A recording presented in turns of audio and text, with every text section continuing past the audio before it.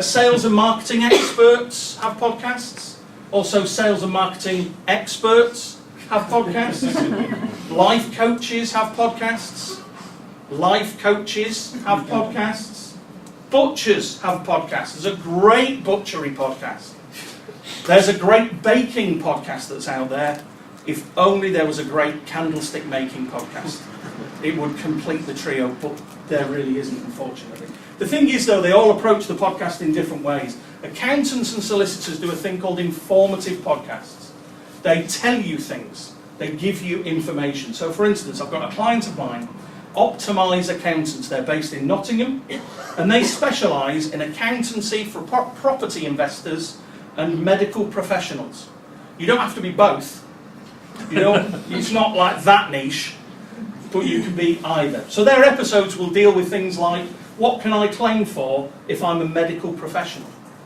Now, some people are going to say that, and they're going to go, wait a minute, I'm giving away my business acumen here. I'm giving away my accrued knowledge of many years.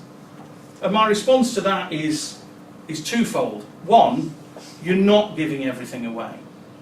You are giving them something, giving them information that, to be honest, with a bit of digging, you could probably find on the HMRC website, or you can find on another accountancy website. And why do you want them doing that? And secondly, if you think for a second that you are establishing yourself as an expert in your field by posting Monday motivation and Thursday thoughts, hashtag, memes, then you're not. All you're doing is putting yourself out there as some kind of digital fortune cookie. I do Monday thought and Monday motivation and Thursday thoughts, but in there I give stuff away. I give value to the potential customer, and that's what a podcast does. Question 4. Yes. What should my podcast sound like? Okay.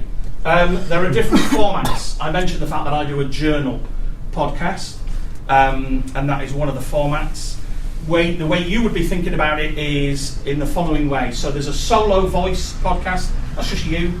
Really, my podcast is just me. I have occasional guests on to break up the inevitable monotony of listening to this bearded fool jibber jabber on about his dogs. But it's essentially a solo voice. You can have a two-hander, double header. So if you listen to almost any breakfast show on a commercial network, if you listen to Heart Breakfast, it's Ed and Gemma. If you listen to Capital Breakfast, it's double-headed. I'm too old for Capital now, so I don't listen to that. But it's two people, two voices.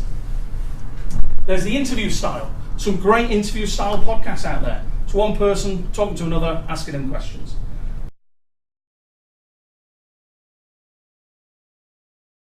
Change people's lives. I think in the last 3 years we've changed 12,000 people's